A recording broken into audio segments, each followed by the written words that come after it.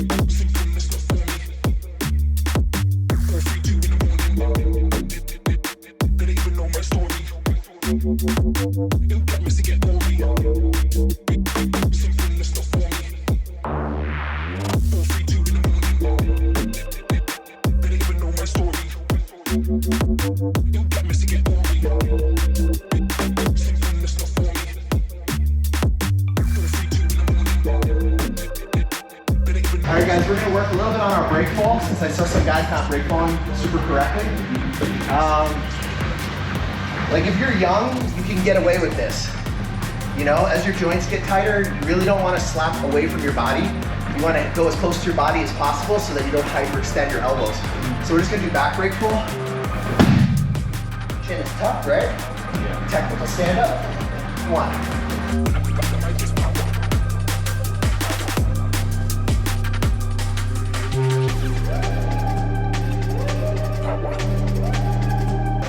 All right, side break. So we're not landing on my back, we're landing on the side. And again, you don't want the arm out here, so you're gonna hurt your arm. You want the arm to hit. So, and you can go slow too, like you can go, if you're like a little scared or you're too high, you can go really slow. And then get up, you want to bring your foot all the way back. Because if someone's coming to you and your foot's here, you're going to tip over.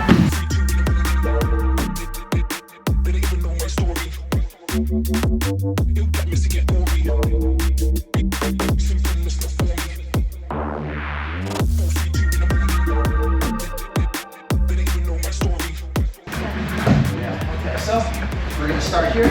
Remember we were talking about being like a ball. So Mish steps forward. I'm going to push off her leg.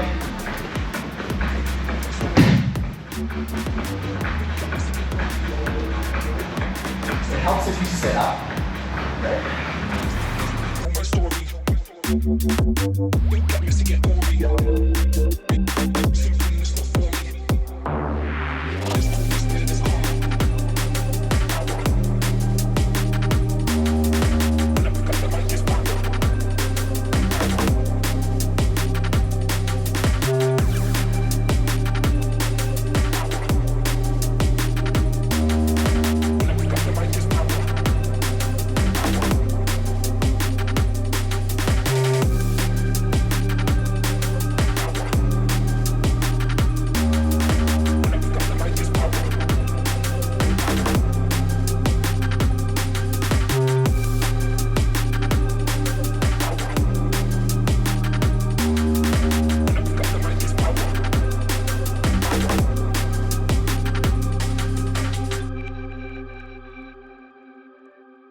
He'll stand in front of me like this. So we're gonna measure some distance. 1, 2, pull. You can do both sides. I'm not particularly ambidextrous, but 1, 2, pull. Head inside. I don't want my head outside because I can get choked. 1, 2, 1, 2.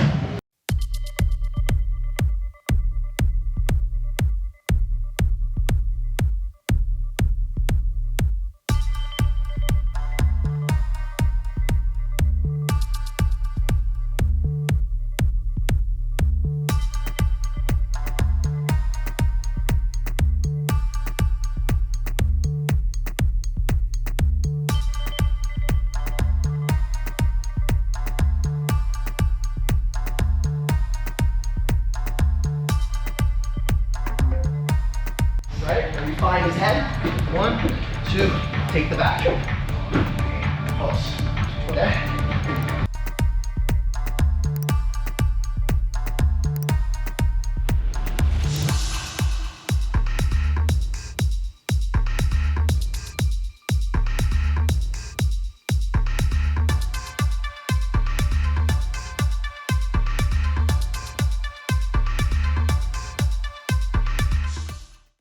So this is just going to be the same thing we did during the warm-up. He's going to have his arms kind of out so I can measure my distance, right? Check my distance, lead leg comes forward, head hits my partner, I'm going to grab the hips, and I'm going to pull the leg over. Right? So this is the insurance policy. Right? This guarantees he goes down. Okay? And again, I don't want my head on the outside because it's very easy to get choked. So if I see my partner, we're going to go 1, 2, hit him with my head, take him down. So again, you guys know how to do a double leg. It's just grabbing the hips and it's this kind of pressure, and then we're just throwing the leg over as like an insurance policy. I'd say let's do 5 each, and then we'll go to the next one.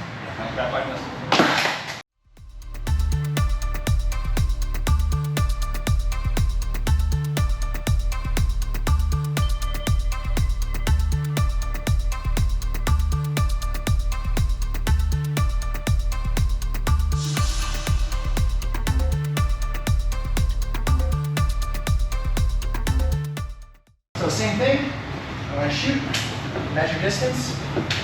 I'm going to grab the single. As I pick him up, I'm going to drop and grab the other leg. So let's do it again. So we're faking the single, we're getting the ankle pick. 1, to the side, pick him up, ankle pick. So it's like the same side. Yeah. Same side leg. So it's not like linear.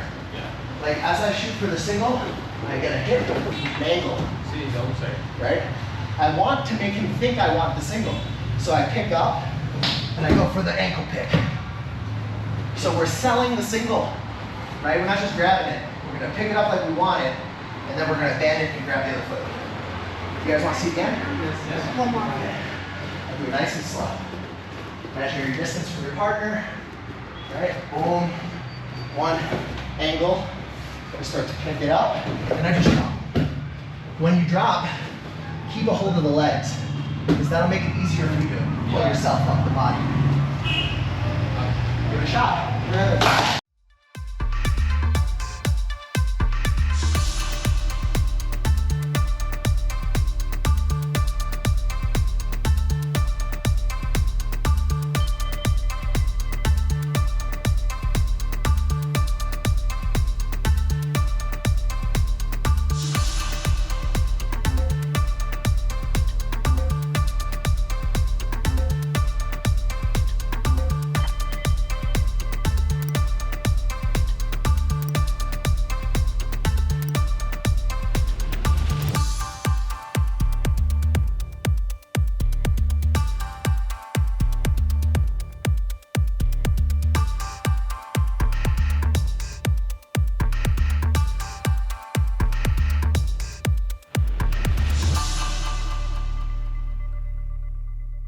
So your partner's just going to stand here. He's going to get this position, because we're just drilling. You can do arm drag however you like. Sometimes some people like to do it with the semicircle. Some people like to just grab and go across. But the key with the arm drag is that when I arm drag, I'm not pulling him to me. I'm coming to him, right? So he's ready for the arm drag. 1, 2, I come to him. Because in reality, he's not gonna let me pull him, right? I'm gonna get double underhooks, and then we're gonna practice. And if you miss it, we're gonna just reset and try it again. You're gonna pick your partner up, and right as your partner hits the ground, boom. Yes. So it's a foot sweep. So we'll do it again slow. I can't believe I got it on the first try. 1, 2, in. Double underhooks. Lift your partner, boom, drop your partner.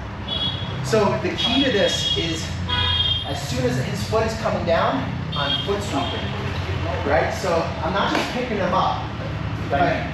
Because if I start to just pick him up, he can base kind of, right? But as I pick him up, and as he's about to hit the ground, boom, we're kicking out his base. Yeah, timing is important. So if you miss it, it's okay. Try it again. Pick him up until you hit that foot sweep. So what it should look like is, right as the foot's about to come to the ground, you're just sweeping it out of the way. So we're not kicking him really, right? I'm not like, right? It's just Just this pendulum motion. it's like judo, basic judo. Give it a shot, guys. So.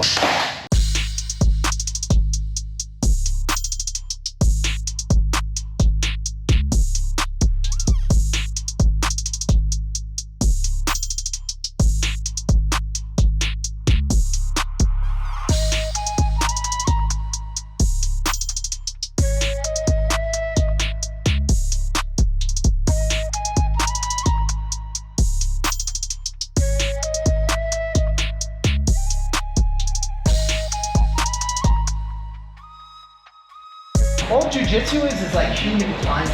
It's like, right? So if I get his wrist, the next thing I want is his elbow. The next thing I want is his shoulder, right? It's like, so I'm basically just like a chain, like a ladder climbing up his body. So think about it like that, right? So if we're doing the arm drag, I pick a side, 1, 2, in. And again, he's attached to me.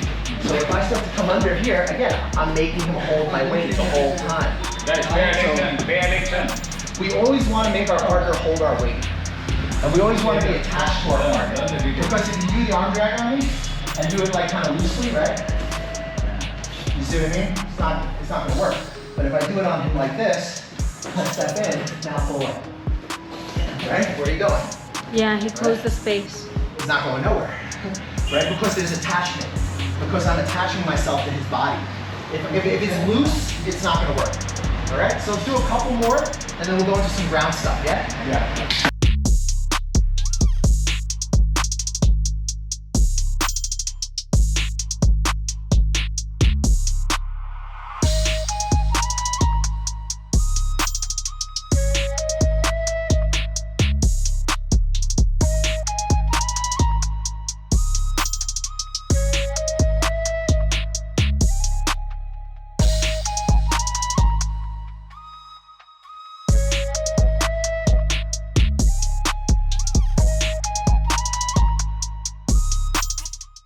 Start detaching my feet, pushing them off, opening up the guard, right?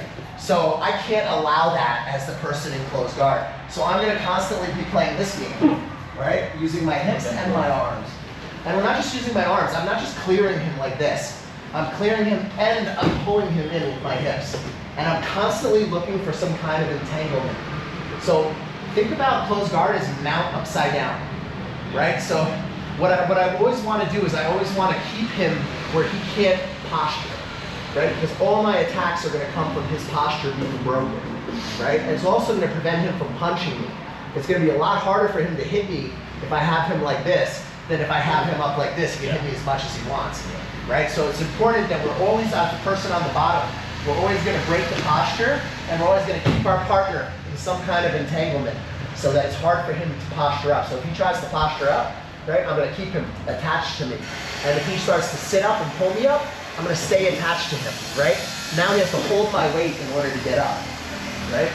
So we don't want a situation where we're just using our arms, where I'm fighting my partner, but I'm not using my legs. I want to be always pulling him, getting into these positions where his arms are over his head, where it's easier for me to start rolling and me to get on top. And now look, we're just in mount upside down. right? Yeah. We just switched the same position, you know? Okay, so that's just a little brief closed guard tutorial, okay? Today we're gonna practice triangle from closed guard, and we're gonna practice armbar from closed guard. Okay, so when you're first learning jiu-jitsu, a lot of times people have a habit of grabbing the hands like this. This is not very strong. You can break this grip, like effortlessly. So what I do is, it's called Lego grip. So this is Lego grip. Do you guys remember the toys, Lego? So they have these weird little hands, right? So Lego grip makes it harder for him to break my grip. So break him, right? Much harder. He can, eventually he'll get out because it's no gi, right? I don't have a lapel, I don't have something to grab, but it will give me more time and more control. So we're just gonna go over like a very basic, like white belt, one stripe triangle, okay? So you're gonna pick a side. It doesn't matter what side you prefer. You're gonna punch his arm to his body. Now, remember what I said about you go to him, he doesn't go to you. We're gonna open and close. And again, my hips are going up. I can't expect him to come into my triangle. I'm gonna hand this across and put this to this side, grab my own shin, and put my foot on his hip. Why am I grabbing my own shin? Because if I don't grab my own shin, posture up. There goes my triangle, right? But if I grab my own shin, posture up. Where's he going? He's not going nowhere.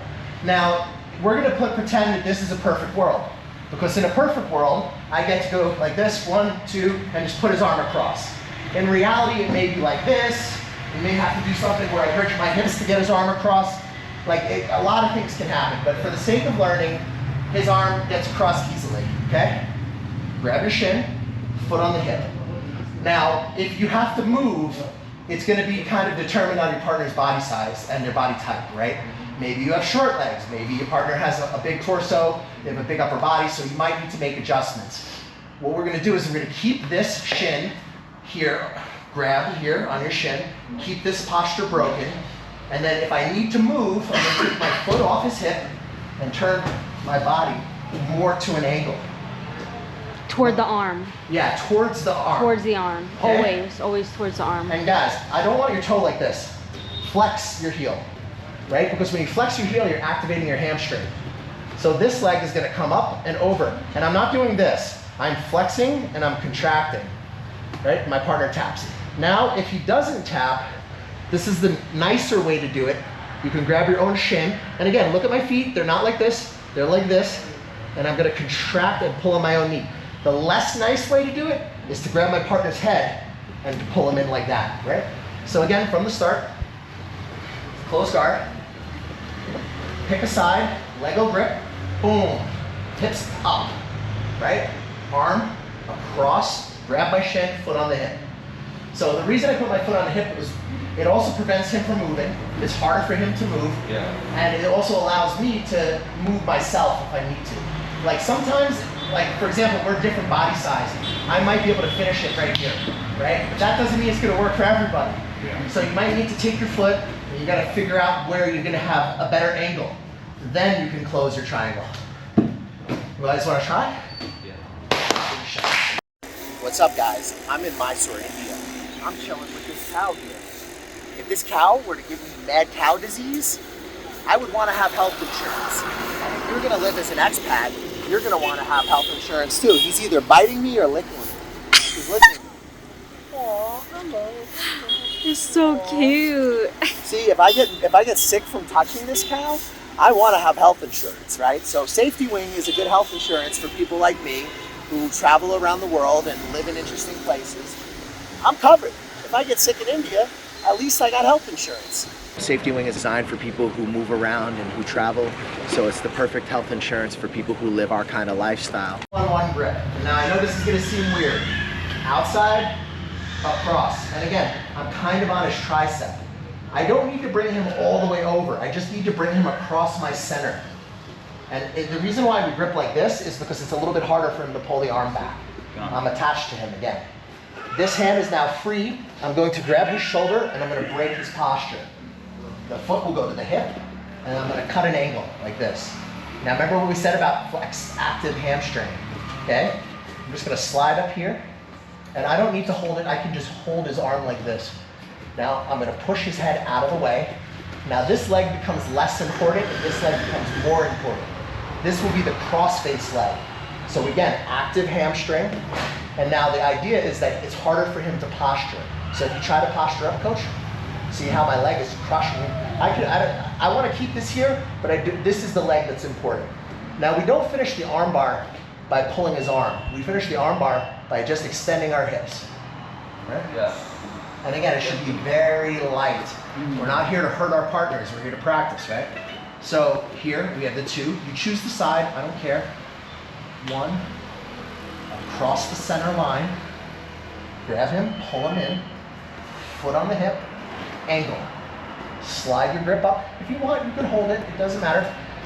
A little tip, if you want to break the elbow, the way the elbow breaks the easiest is the thumb up. You can still break the elbow in other positions, but if his thumb is up, it's going to be easier. So if you do want to do like a grip with your hand, I recommend this grip. So I'm not on his wrist, I'm actually on his thumb. And I'm keeping his thumb facing up, right? So up to you, this is less important, right? I can also just grab and control his wrist. We're going to push his head out of the way, and then we're going to get heavy on the cross face arm, right? So now if his thumb is facing kind of to the side, I can just turn my hips, right, that way. If I'm doing it with this kind of a grip, and I can just, right, again, very subtle. It does not need to be a powerful movement. Yeah. And again, I'm not doing this. I'm doing this, right? We're breaking his arm with our hip, not with our hand. So one more time, slow, because I know it's a lot of details. Okay, 1, 2, across. Break his posture, foot on the hip. This stops him from posturing. I slide my grip up, push his head out of the way, and now this becomes the more important leg. Not like this, like this, right? Because this is gonna crush his posture. And then I kind of just want to bridge my hips towards the direction of his thumb. So in this case, his thumb's going this way a little bit. I'm just going to turn my hips that way. If we want to do a more controlled break like this, I just do the same thing. And again, we're not trying to really use a lot of force. I want you guys to do this very slowly. Because if you can do it slow, you can do it fast, right? To the grip that you like, push his head out of the way. Okay, you lice across your feet, that's fine. But I want you to fan them, right? I don't want you to be like this, like, I want them to go out, right? So it's up to you. You can finish like this, or if you do want to finish cross, we're using our legs to cross face. Right?